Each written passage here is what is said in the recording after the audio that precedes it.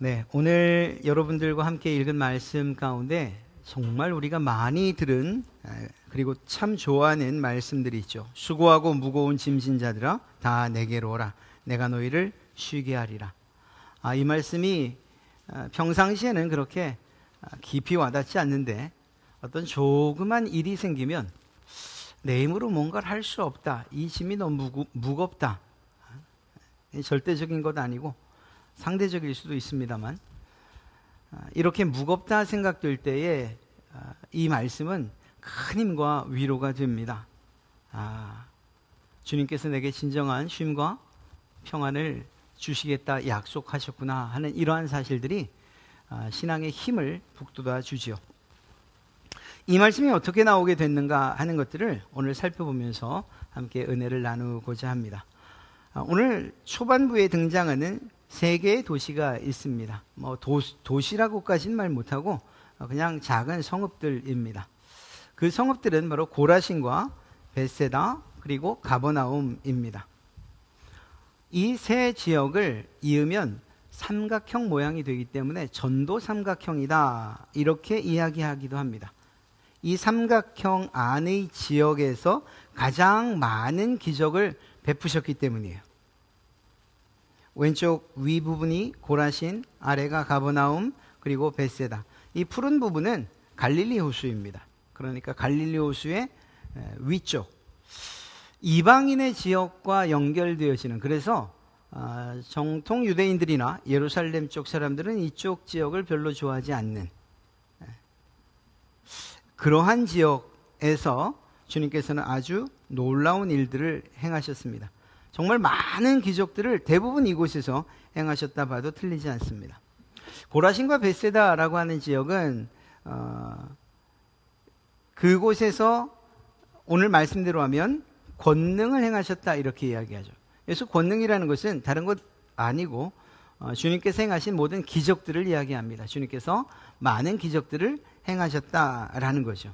그런데 예수님께서 이렇게 많은 기적들을 베푼 이 고라신과 벳세다를 왜 책망하시는가? 그 이유는 한 가지입니다. 예수님의 이러한 가르침과 많은 기적에도 불구하고 이들이 회개하지 않았다라는 거예요.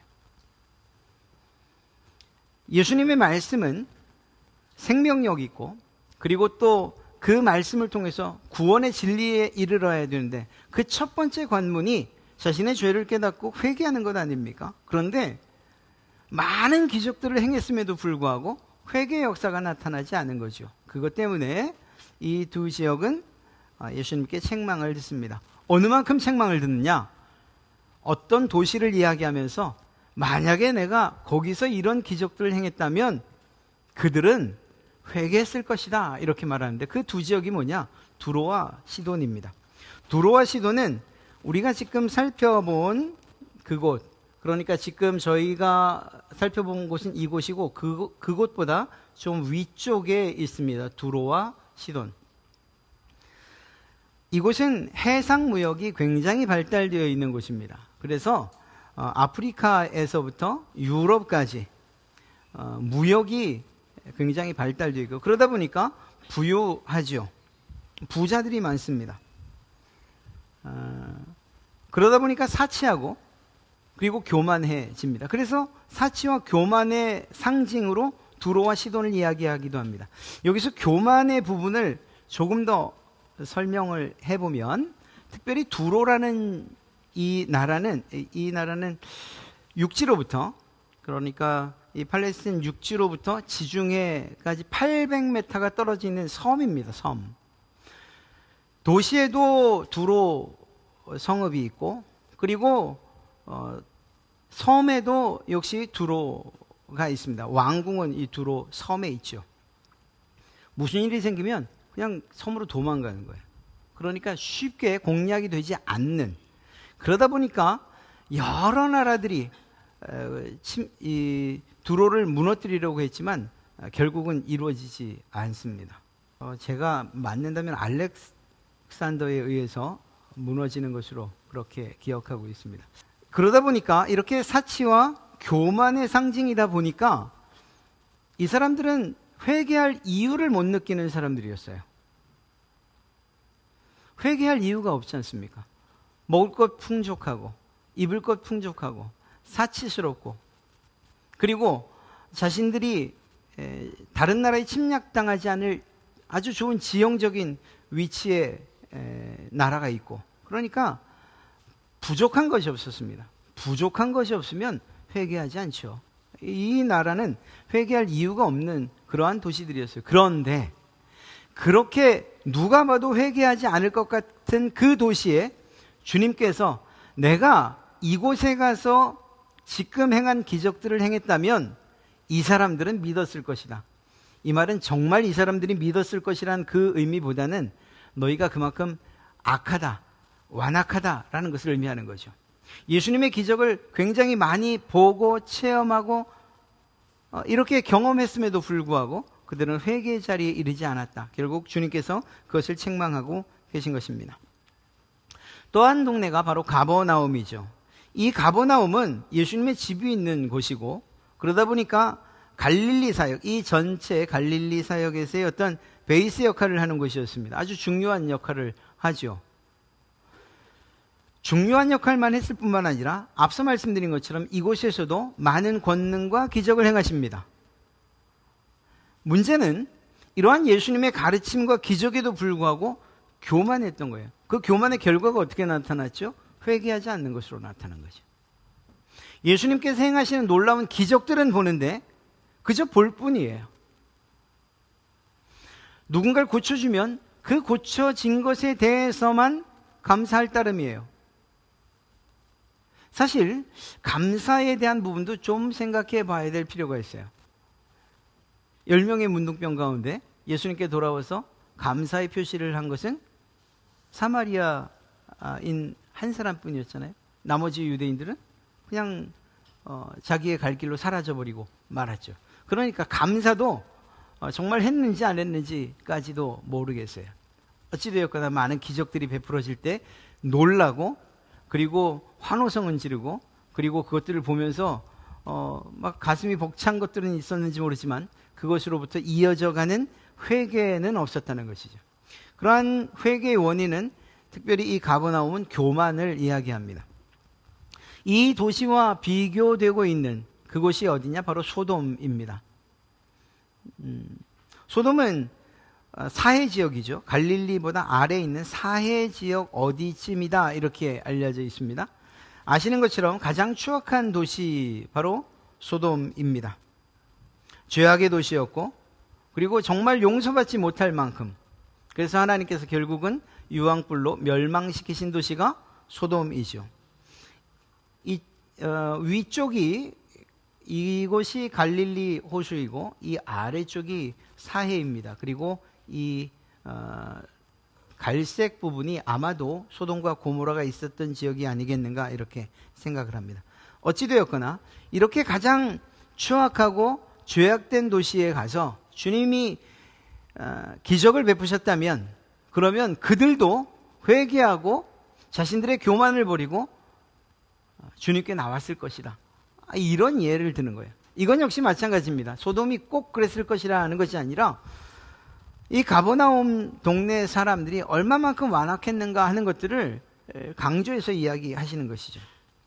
이러한 나라들을 우리는 이렇게 이야기할 수 있습니다. 하나님 나라를 거부하는 그러한 도시다. 또 있었던 사람들을 의미한다면 세대다, 이렇게 이야기할 수 있죠. 우리는 이 사건을 통해서 정말 중요한 한 가지를 먼저 생각해 봐야 됩니다. 그것은 바로 무엇이냐? 결코 기적은 사람을 변화시키지 못한다라는 거예요. 이것은 우리가 신앙생활하면서 좀 아픈 이야기이기도 하고, 한편으로는 꼭 그럴까 하는 이러한 의구심이 드는 그러한 주제이기도 합니다. 그런데 성경의 역사를 보면 적어도 이것이 거짓은 아니다는 것을 알 수가 있어요. 출애굽했던 이스라엘 백성들을 보십시오. 그들이 출애굽할 때 어떤 일들이 벌어집니까? 애굽에서 10가지 재앙이라고 하는 정말 놀라운 일들, 애굽 사람들에게만 임했던 재앙, 이스라엘 백성들은 그것에서 전혀 피해를 보지 않았죠. 피재앙으로부터 시작해서 사망의 재앙까지, 그것뿐이었습니까? 그것에서 나오다가 홍해를 건너는 이러한 과정을 통해서 바다가 갈라지는 놀라운 정말 놀라운 기적을 보았죠. 뿐만 아니라 목이 마르면 반석을 쳐서, 배가 고프면 하늘에서 만나를 내리시고, 고기가 먹고 싶다면 메추라기 떼를 보내셔서 하나님께서 이렇게 놀라운 기적들을 계속해서 공급하시면서 그들을 가나안으로 이끌어 가시려고 했는데, 사실 지도상으로 보면 애굽에서 팔레스틴까지 가는 데에 15일 정도까지 얘기합니다. 빠르게 가면 그 길을 40년을 걸어야 했습니다. 광야로 다시 내려왔다가 올라가는 바람에. 이유가 무엇이었습니까? 가데스바네아에서 불평과 원망이 터져나오기 시작한 거죠. 하나님이 보여주신 가나안의 비전과 다른 인간의 눈으로 봤던 두려움과 공포스러운 가나안을 정탐꾼들이 소개하는 바람에 거기에서 겁에 질려 하나님을 향해서 원망하고 모세와 아론을 향해서 돌을 들어 치려고 하는 이런 일들이 벌어진 것이죠. 이 일 때문에 결국은 40년을 광야 생활하게 됩니다. 아니, 이 사람들이 어떤 것들을 봤던 사람이냐고요. 정말 놀라운 일들, 사람으로서는 할 수 없는 그러한 일들, 이건 정말 하나님이 아니시면 할 수 없다고 하는 일들을 직접 봤고 경험했던 사람들이잖아요. 그런데 고작 정탐꾼들의 말 때문에 그 하나님을 불평하고 원망하는 변화가 일어나지 않았다는 사실을 알 수 있는 거죠. 엘리야와 엘리사 시대에도 이 엘리야와 엘리사를 통해서 이루어진 일들이 얼마나 많습니까? 그냥 가장 크게 생각나는 건 엘리야와 850명의 바알, 아세라, 우상을 섬기는 자들과의 대결. 하늘에서 불이 떨어지고 그리고 그 자리에서 우상 숭배자들의 목을 치는 이러한 일들이 있었잖아요. 그리고 그 순간을 통해서 이스라엘 백성들은 이야, 정말 하나님이 참된 신이시구나. 이거 다 자기 입술로 고백을 했잖아요. 그런데 실제 변화되지는 않죠. 예수님께서 행하신 치유와 기적도 이런 관점에서 볼 때에 예수님이 행하신 일들이 얼마나 많습니까? 주님께로 오는 그러한 아픈 자들과 귀신 들린 자들과 그리고 회복되어져야 할 사람들을 주님께서 단 한 번도 내치신 적이 없죠. 거절하신 적이 없어요. 다 고쳐주셨어요.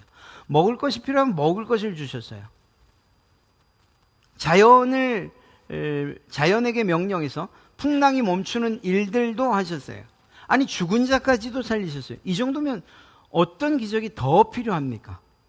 그런데 안타깝게도 예수님을 십자가에 못 박으라고 외쳤던 사람들이 바로 그 사람들이라는 거예요. 사랑하는 성도 여러분, 오해는 하지 마시기 바랍니다. 기적은 하나님께서 베푸시는 놀라운 권능이 우리의 눈으로 확인되는 것들이에요. 그래서 기적을 부인할 이유도 없고 우리는 그것을 믿어요. 그런데 단지 기적에만 우리의 모든 초점을 맞추면 그것은 자기 중심적으로 적용될 수밖에 없다는 거예요. 무슨 말이냐? 나와 관계되어 있지 않은 기적들은 그냥 구경거리 정도로 생각하는, 야, 누가 낫다더라. 그러다가 혹여 내가 정말로 위급하고 어려운 상황, 아픈 상황 가운데 그럼 나에게 기적이 일어나길 바라겠죠. 그러나 기적이 일어나는 것, 그리고 그것으로 인해서 뭔가 변화가 일어난 이후에 그 삶이 계속 이어져서 예수 그리스도와의 진정한 관계, 그리고 나의 죄악을 보고 회개하고 하나님의 자녀가 되는 데까지 나가야 하는데 그 자리에서 멈추는 일이 너무나 많다는 거예요. 아마도 기독교의 부흥의 시기에 많은 기도원들이나 또 교회에서도 치유의 사역들이 얼마나 많이 일어났는지 여러분들은 아실 겁니다. 그때 그렇게 열렬하게 자신들에게 하나님의 기적이 나타나기를 바랐던 사람들 가운데에 정말 묻고 싶어요. 제가 정확히 몰라서 말입니다. 얼마나 많은 사람들이 하나님 앞에 끝까지 헌신하고 하나님을 배반하지 않고 더 열심하는 그러한 신앙인이 되었는지 말입니다. 안타깝게도 이 기도원에서 은혜를 받았다라고 하는 사람들이 그 짧은 길 내려오면서도 그 마음이 변하는 것들을 우리는 보았지 않습니까? 여러 번 말씀드렸는데 그래도 또 이만한 예가 없어요. 한올찬 기도원을 갔을 때입니다. 청년 때니까. 집회를 마치고 다 은혜 받은 사람들이잖아요. 그때는 뭐 개인차가 없으니까 버스를 이용할 때인데 버스 타기 위해서 정류장에 많은 사람들이 기다리고 있었어요. 거긴 기도원 사람만 아니라 마을 사람들도 있었죠. 차 한 대가 빈 차가 왔습니다. 정말 불이 나게 타는데, 그리고 어떤 분이 그분만 그랬을 거라고 생각합니다. 여러분들이나 저는 절대로 그러지 않을 텐데, 창문을 활짝 열고선 권사님 가방 주세요, 집사님 가방 주세요. 가방을 하나씩. 할아버지가 와서 가방만 동그라니 있으니까 당연하지, 이렇게 들고선 앉죠. 나중에 어떤 분이 와서 아이고 그 제 가방인데요. 그거 어떡하라고요? 제 자리입니다. 얼마나 부끄럽고 창피했는지 알 수 없어요. 여러분, 은혜와 기적은 받는 것이 중요한 것이 아니라, 경험하는 것이 중요한 것이 아니라, 그 은혜와 기적을 통해서 우리에게 주시려 하는 그 목적들을 이해하고 유지해가는 것, 우리의 신앙이 점점 더 나아가는 것, 예수 그리스도를 닮는 데까지 나가야 되는 거예요.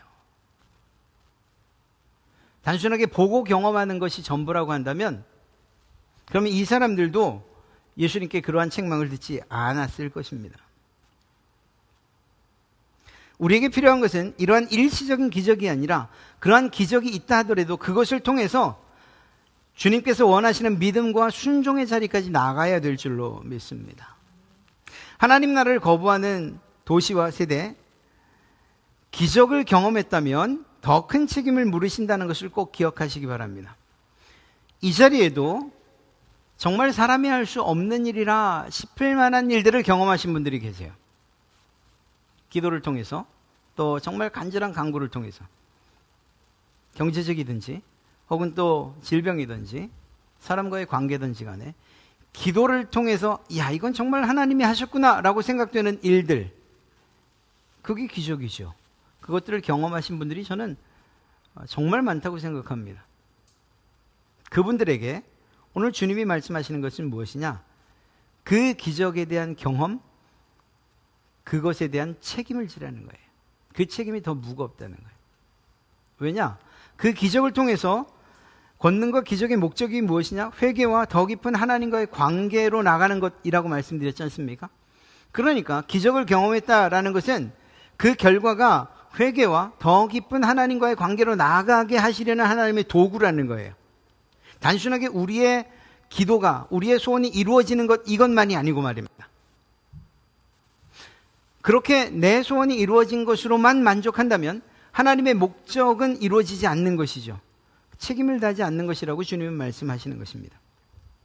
주님께서 이 세 도시를 향해서 책망하신 것은 무엇이냐? 영적인 무감각함이에요. 그렇게 기적을 베풀었는데 그 가운데서 영적인 비밀과 그리고 구원의 진리들을 발견하지 못했고, 더 나아가 하나님과의 관계 회복을 위한 회개가 없었다는 것, 영적으로 둔감하다는 것이죠. 그것을 책망하신 것입니다. 그래서 회개하지 않는 자들을 책망하신 것입니다. 사랑하는 성도 여러분, 저희는 기적 가운데 사는 사람들입니다. 앞으로도 오늘까지 경험한 여러분들의 기적 말고 더 큰 기적과 그 기적으로 인한 감사들을 여러분들은 요청하셔야 돼요. 저는 그러길 바랍니다. 아니, 그리스도인들이 세상 사람들과 다른 게 무엇입니까? 하나님께서 도우셔서 큰 기적들을 경험하며 사는 것, 그것이 성도들의 특권 아닙니까? 그런데 만약 하나님께서 그러한 기적들을 여러분들에게 베풀어 주신다면, 그렇다면 그러한 하나님의 은혜에 대한 책임 있는 삶을 이제부터는 살아가야 한다는 것을 말씀드리는 거예요. 무엇인가 하나님께서 귀한 것으로 여러분들에게 선물을 주셨다. 선물 받은 자로서의 책임. 여러분들에게 은혜를 베푸셨다. 여러분들에게 은사를 주셨다. 여러분들에게 어떠한 직분을 맡기셨다. 여러분들의 삶에 대한 기도에 응답하셨다. 그것들은 물론 거저 주어지는 것이고 우리의 간구에 대한 응답이긴 하지만, 그러나 그것들에 대한 우리의 신앙의 책임은 면할 수 없다는 것을 꼭 기억하십시오. 하나님의 은혜를 경험하셨어요? 기적을 경험하셨습니까? 그러면 그 기적과 은혜에 걸맞는 책임 있는 성도의 삶을 살아가시기를 주님의 이름으로 축복합니다. 누가 기적과 권능을 통해서 하나님을 인정하는가 하는 것을 주님은 계속 이야기합니다. 지혜롭고 슬기 있는 자들이 아니라 어린 아이들이라고 이야기합니다. 여러분, 지혜롭고 슬기 있다고 하는 이 교만한 자들에게 주님은 숨기신다, 그들이 모른다가 아니라 숨기신다라고 얘기했어요. 알려주시지 않겠다는 거예요. 하나님께서 가지고 계신 뜻과 계획, 예수님의 사역의 가장 중요한 포인트 안 알려주시겠다는 거예요. 복음의 진리 안 알려주시겠다는 거예요.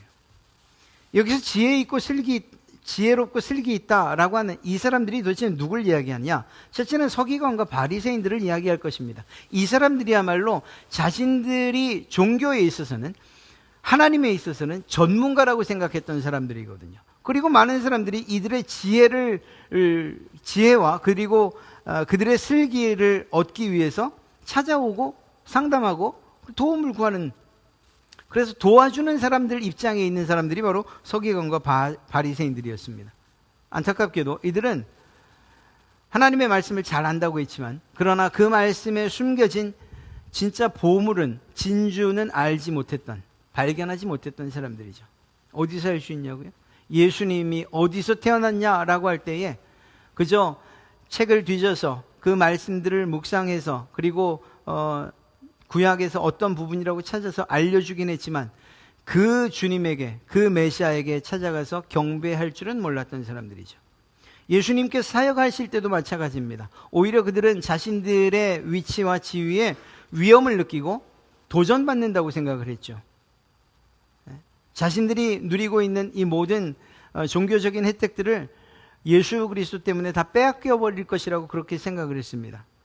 많은 사람들이 그들을 지혜롭다고 슬기 있다고 말했지만, 그러나 주님은 그들에게 구원의 비밀과 예수 그리스도의 사역의 핵심을 가리우셨어요. 알려주지 않으셨어요. 차라리 미련한 게 낫지 않겠습니까? 고라신과 베세다 그리고 가버나움 사람들도 이러한 스스로를 지혜롭다고, 스스로를 슬기롭다고 생각했다. 자신의 지혜를 자랑하고 교만하여 하나님을 마음에 두기를 거절하는 이런 사람들이야말로 오늘 성경이 말하는 지혜롭고 슬기로운 자들, 액면 그대로 받아들일 그러한 용어들이 아니에요. 바로 이러한 부정적인 사람들을 이야기하고 있는, 이런 사람들에게는 하나님께서 가리우신다. 그럼 어떤 사람들에게 나타내시느냐? 그것은 바로 어린 아이들에게라고 이야기합니다. 어린 아이들에게 나타내신다. 아니, 정말 어린 아이들에게라는 것이 정말 아이들에게만 이야기하시고 그 아이들에게만 풀어 해석해 주시고 깨닫게 하시겠다는 그런 의미입니까? 아니죠.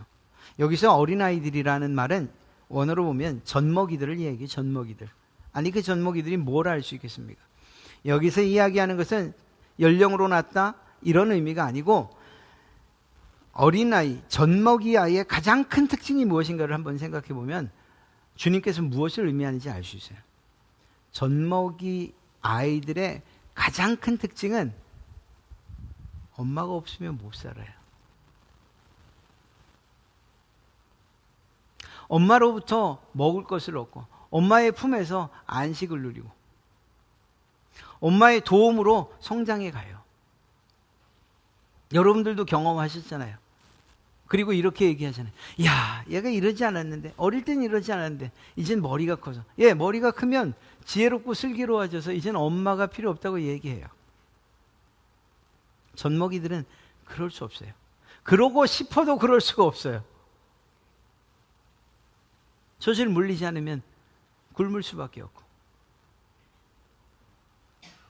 용변을 치워주지 않으면 그냥 더러운 채로 그냥 남겨질 수밖에 없어요.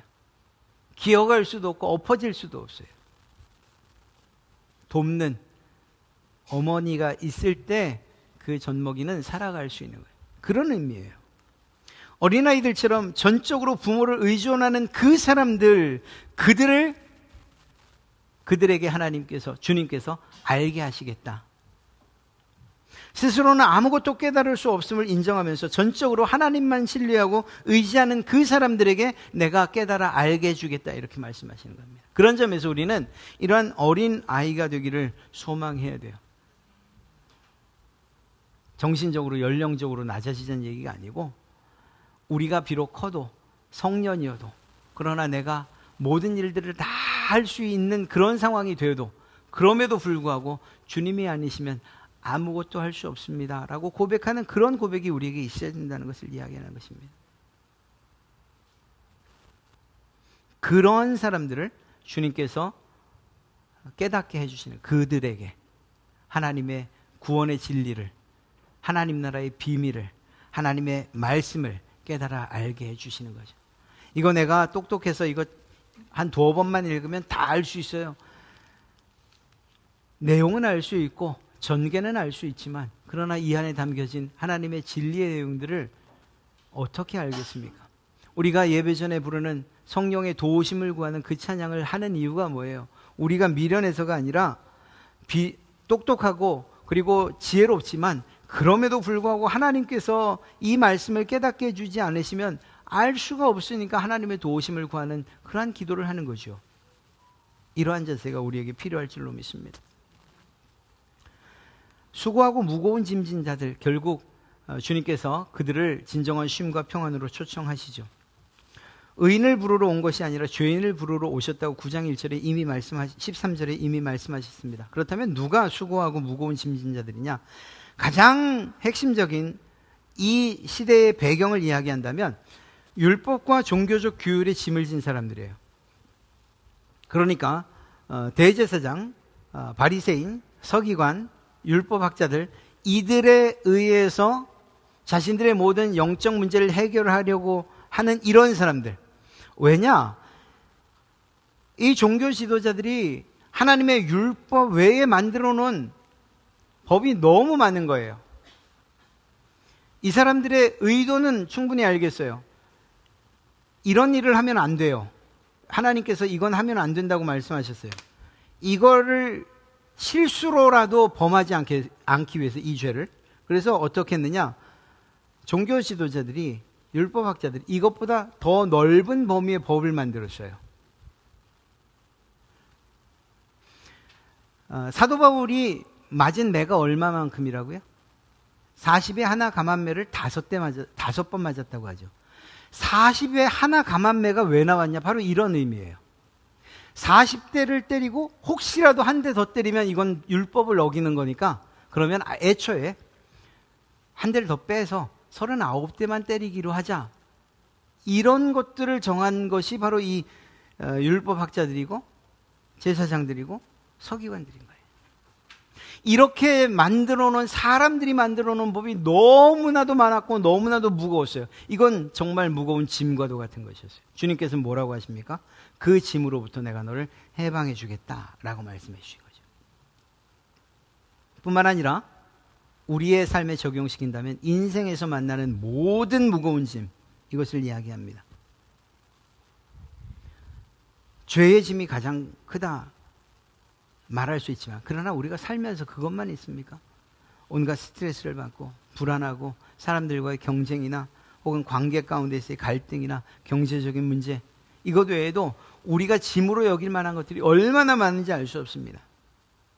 어떻게 좀 해결해 보려고 하면 더 크게, 마치 물 묻은 솜 이불처럼 더 우리를 짓누르는 일들이 더 많아요. 하나 해결했다 싶은데 그것보다 더 큰 일들이 우리 앞에 첩첩산중, 그것 이상으로 우리를 힘들게 하는 이러한 짐들이 얼마나 많은지 알 수 없습니다. 이러한 인생의 짐들, 주님께서 뭐라고 하십니까? 수고하고 무거운 짐진 자들아, 다 내게로 오라고 말씀하시죠. 주님께서 이러한 말씀을 하시면서 이것들을 해결해 주시겠다고 하는 거예요. 어떻게 해결해 주실까요?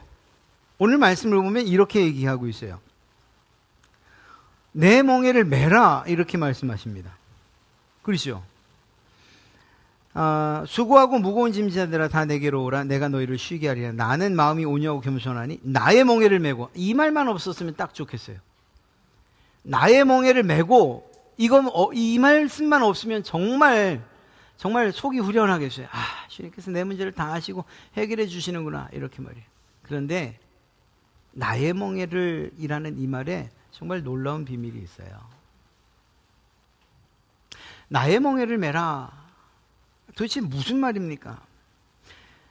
우리 한국에서는 소를 그렇게 많이 가지고 있는 가정들이 예전에는 없었잖아요. 그러니까 멍에를 맨다 그러면 한 마리가 밭 갈지요. 근데 중동 지역에는 이 한 마리보다는 두 마리가 멍에를 매는 일들이 많았다라고 합니다. 그래서 실제로 이런 보시는 그림처럼 이러한 일들이 참 많았던 거예요. 두 마리의 소에 함께 지워 한 조가 되게 하는 나무기구라고 설명하고 있기도 해요. 그래 멍에는 둘이 지는 거예요. 둘이. 그래서 이 말씀이 이해가 되는 겁니다. 나의 멍에를 메고 내 멍에를 너에게 주겠다 하는 게 아니고, 바꿔 말하면 너의 멍에를 내가 같이 져주겠다는 거죠. 여러분, 이런 이야기 있어요. 이게 지어낸 이야기인지, 근데 지어낸 이야기만은 아닐 것 같아요. 팔레스틴 지역에서는 종종 있는 일인 것 같습니다. 송아지와 어미소가 한 멍에를 매는 일들 말입니다. 지나가는 사람이 묻죠. 아니, 저 송아지가 뭘 그렇게 잘못해가지고, 아니, 어미소 옆에 아빠 소라도 놓으면 되지, 좀 등치가 비슷한 것들을 놔야지 안 힘들지. 그렇게 배워가는 거랍니다. 그렇게. 중요한 건 뭐냐고요? 모든 하중과 모든 무거운 것은 다 어미가 지고 있어요. 그냥 송아지는 걸치고만 있을 뿐이에요. 주님께서 나의 멍에를 지라라고 하실 때에 내가 너와 함께 멍에를 매겠다라고 하는 의미인 거예요. 그런 방식으로 우리에게 쉼과 평안을 주시겠다고 약속하시는 거죠. 사랑하는 성도 여러분, 우리 마음 같아서는 멍에가 무슨 말입니까? 이거 좀 다 걷어주시고 좀 편안하게 예수 믿게 해주십시오. 그러나 멍에를 지는 법을 주님께서 배우게 하시기 위해서. 그런데 혼자 지게 하면 너무 힘드니까 내가 너와 함께 멍에를 지겠다.